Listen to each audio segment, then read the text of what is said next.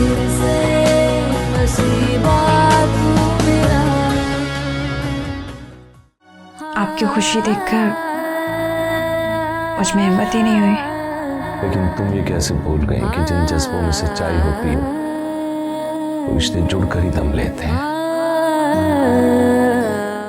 लिख फिर से नसीबा तू मेरा।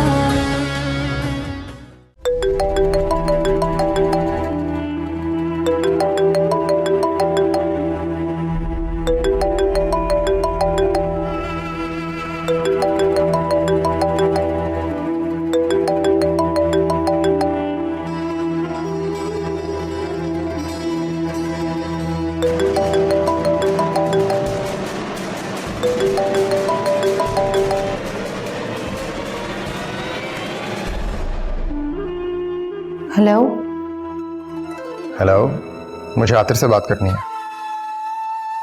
आप कौन? मैं फैसल बात कर रहा हूँ। तंजीला का कजिन। हाँ फैसल, क्या हाल है? मैं ठीक हूँ, मगर ये लड़की कौन थी? कोई नहीं। मेरी अभी उससे बात हुई है, उसी ने फ़ोन उठाया था। वो सेक्रेटरी। अच्छा, एक मिनट।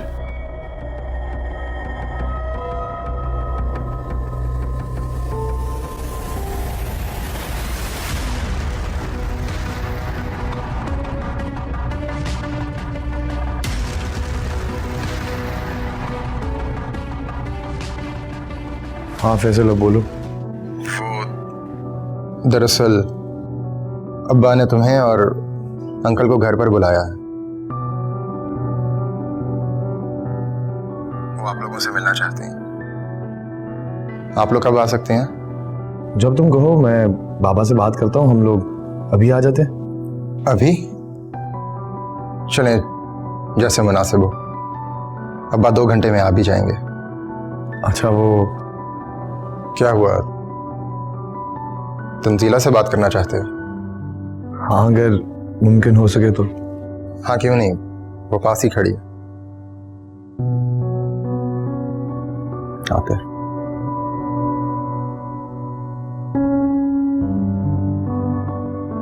हेलो, कैसे हैं आप? तुम्हारे बगैर कैसा हो सकता?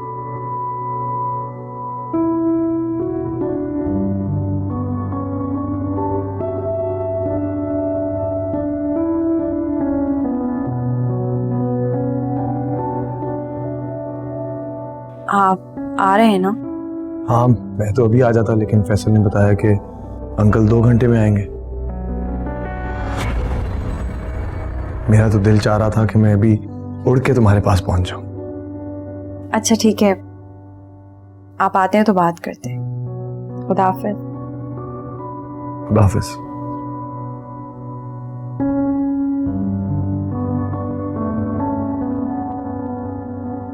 Thank you. No problem.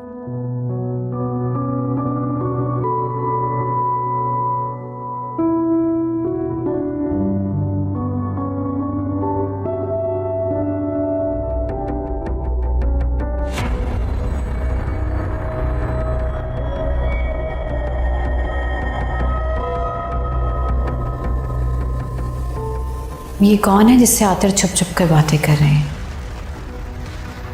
कहीं वाकई किसी लड़की का चक्कर?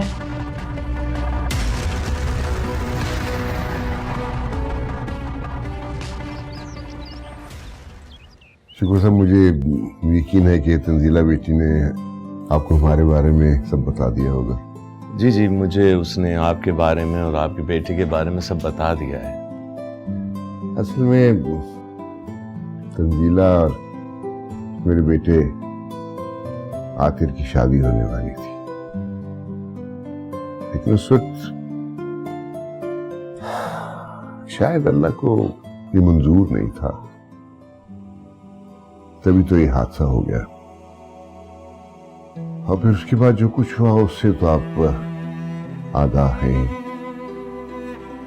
जी हाँ, मैं सब जानता हूँ। अब शकूर साहब, मतीन साहब के बाद आप ही तंजीला के बुजुर्ग हैं। तंजीला मेरे बेटे की अमानत है। मेरी आपसे दरखास्त है कि आप हमारी अमानत हमारे हवाले कर दें। इस अमल से मुझे यकीन है कि मतीन साहब की रूह भी पुरसुकून और मुतमईन हो जाएगी, और मेरे ख्याल में आपको भी इस रिश्ते पे कोई एतराज तो नहीं होगा। अगर ऐसा है तो मेरे एतराज का सवाल ही पैदा नहीं होता, मगर काश ऐसा ना हुआ होता।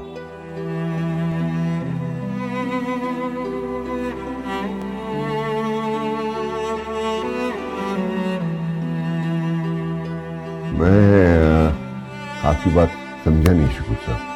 आप समझेंगे भी नहीं। खैर, जो रिश्ता आपने और मतीन साहब ने तंजीला और आतिर की मर्जी के हिसाब से जोड़ा था, उस फैसले पे एतराज करने का मुझे कोई हक नहीं।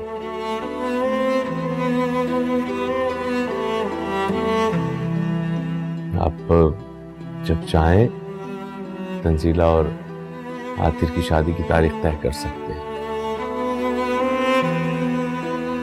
बहुत शुक्रिया।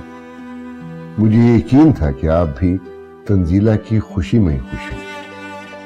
रफीक साहब, मुझे यकीन है कि आपकी बेगम भी इस रिश्ते को कबूल कर लेंगी, लेकिन अगर उन्होंने इस रिश्ते को कबूल ना किया तो फिर तो तंजीला और आतिर अलग घर में रहे। इस रिश्ते पे शगुफ्ता खुश होती हैं, मानती हैं या नहीं मानती, इससे कोई फर्क नहीं पड़ेगा। और मैं आपको यकीन दिलाता हूं कि इन दोनों को किसी किस्म की कोई तकलीफ नहीं होगी। मुझे बस तंजीला की खुशी चाहिए और उसके अच्छे मुस्तकबिल की जमानत चाहिए, और बस फिर मैं आपकी बात पर यकीन कर और अल्लाह के भरोसे पर तंजीला को आपके साथ रुखसत करने को तैयार हूं। बहुत शुक्रिया। देखूं मैं तुम्हें संग ही अपने, तुम साथ मेरे लम्हा लम्हा। देखूं मैं तुम्हें संग ही अपने। नौरीन, बेटा अकेली आ गई हो, आतिर को भी ले आती। अम्मी, आपको पता है ना वो नहीं आते, फिर ये कह के मेरा दिल क्यों जलाती हैं? आया है, मैं क्यों दिल जलाऊंगी तेरा? जलें तेरे दुश्मन। अब तुम देखना, तुम्हारी सारी मुसीबतें, सारी परेशानियां दूर हो जाएंगी और तुम आतिर के साथ खुशी खुरम जिंदगी गुजारोगी। क्या मतलब? मैं समझी नहीं। रेहान, तू भी ना बताना बच्ची को साफ साफ तावीज के बारे में। तावीज? कैसा तावीज? नारीन, मैंने आतिर के लिए एक तावीज बनवाया है। बहुत पहुंचे हुए आमिल हैं, बहुत बड़े बुजुर्ग हैं। ये है वो तावीज, इसको चाय में घोल के रात को आतिर को पिला देना, फिर देखना तो इस तावीज का कमाल। ये पकड़।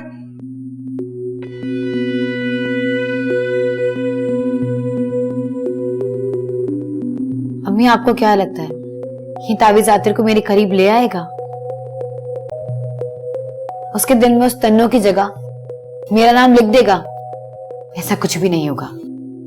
हाय हाय, तू ना उम्मीदी वाली बातें क्यों करती है? अच्छा सोचती है तो अच्छा होता है, पागल लड़की। तुम देखना, इस तावीज से आतिर तन्नों का नाम तक लेना भूल जाएगा। ए भैया, बड़ी कीमत चुकाई है हमने, बता ना उसको। मुझे क्या टुकर टुकर देख रही है? अम्मा की बालियां बेचकर ये तावीज बनवाए। आप दोनों का कोई हाल नहीं। देखो नौरीन, ये बड़ी मुश्किल से तावीज बनवाया है मैंने। इसको जैसे मैं कह रही हूँ वैसे पिलाना है आतिर को, समझ रही हो ना?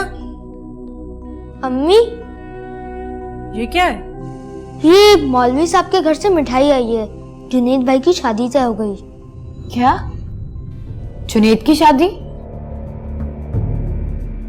अम्मी, वो अभी यहीं रहता है? मौलवी साहब यहाँ से जाने को तैयार नहीं है। और उसकी बात तो सुनो, इतना पैसा कमाया उसने दुबई में जाके, इतनी बड़ी गाड़ी रखी हुई है, बहुत अमीर हो गए भैया। तो फिर यहाँ क्यों रहता है? वो मौलवी साहब नहीं मानते ना, इसीलिए यहीं रहता है। चल जाके इसको बावर्ची खाने में रख दे, मेरी अलमारी में, और हाथ नहीं लगाना, खबरदार। चल। ठीक है नानी। ये रिहाना, मैं सोच रही हूँ इतना पैसा आया कहाँ से उसके पास। अम्मा, मुझे क्या मालूम उसके पास पैसा कहाँ से आया कहाँ से नहीं आया। नौरीन, तू उसके बारे में क्यों पूछ रही है? अरे मैं तो वैसे ही पूछ रही थी, इसमें बुरा मानने वाली कौन सी बात है?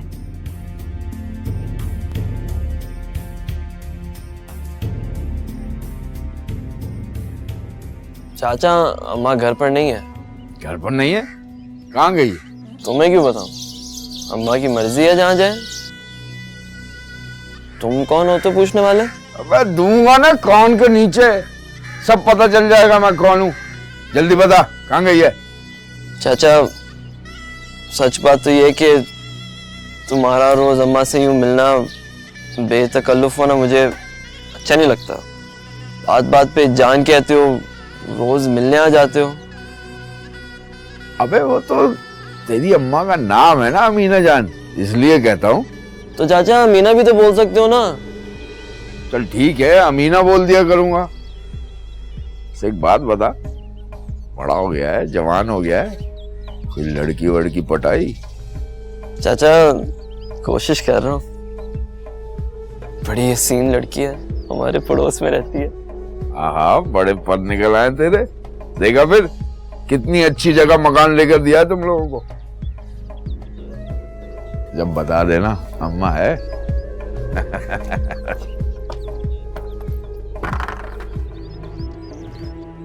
नहीं शुक्र साहब, अब तंजीला आपके पास हमारी अमानत है।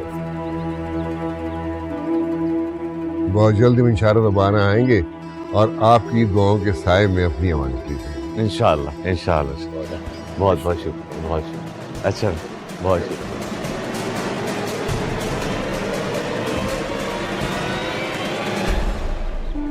ये कौन लोग हैं? आखिर चक्कर क्या है? अब्बा, आतिर कैसा लगा आपको तंजीला के लिए? तुमसे बेहतर और तंजीला के लिए और कौन हो सकता था।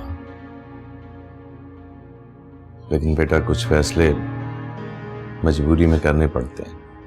ये एक बाप बोल रहा है जो सिर्फ अपने बेटे की खुशियां देख रहा है।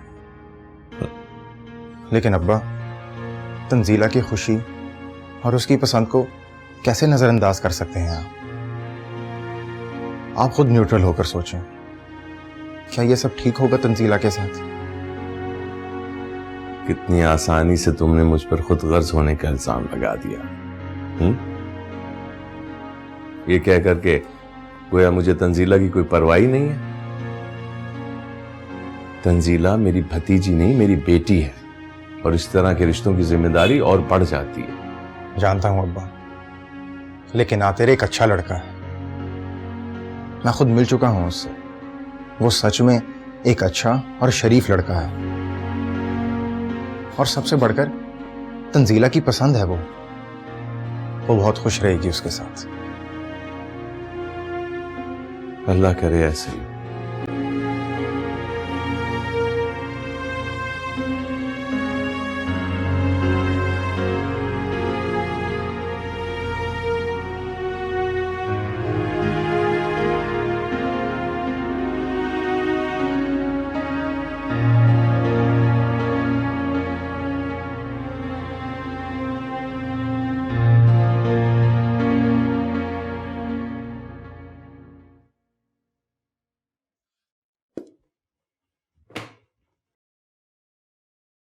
तुम यहाँ इस वक्त? क्यों? मैं यहाँ नहीं आ सकती? तुम्हारा दिमाग तो खराब नहीं हो गया? क्या सोचकर इस वक्त मुंह उठा के चली आई हो? कोई देख लेता तो? वैसे तुम इन बातों की कब से फिक्र करने लगे? और तुम भी तो मेरे घर आते थे छुप छुप कर। तो फिर मैं तुमसे मिलने आ गई तुम्हारे घर, तो क्या हो गया? वैसे मैं घर जा रही थी, सोचा तुम्हें मुबारकबाद देती जाऊं। पता चला कि तुम्हारी शादी की तारीख तय हो गई।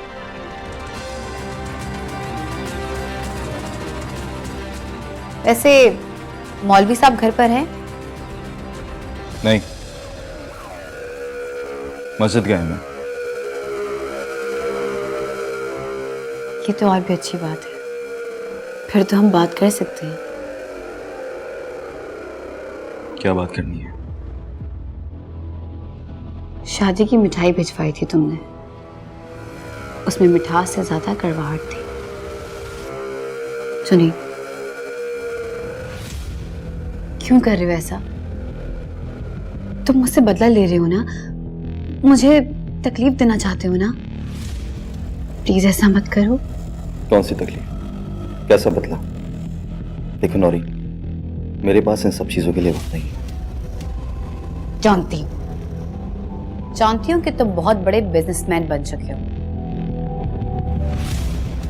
उसकी वजह भी तुम ही,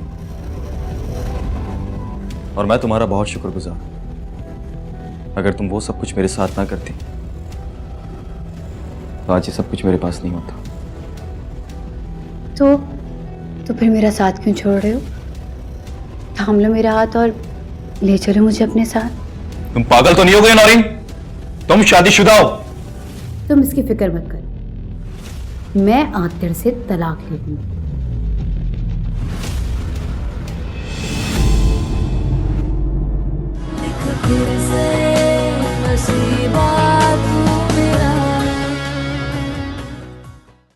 तुम्हारी ख्वाहिश के मुताबिक तुम्हारी और आतिर की शादी के लिए हाँ कहती है, लेकिन दिल में एक अजीब सा वसवसा है कि पता नहीं आतिर की वालदा इस रिश्ते को कबूल करें या ना करें। वो चाय पी लें, ठंडी हो रही है। मेरा मतलब है कि पहले ही बातों में ठंडी हो गई है। इतना इंसिस्ट क्यों कर रही हो चाय पीने के लिए? चाय में कुछ मिलाकर तो नहीं लाई?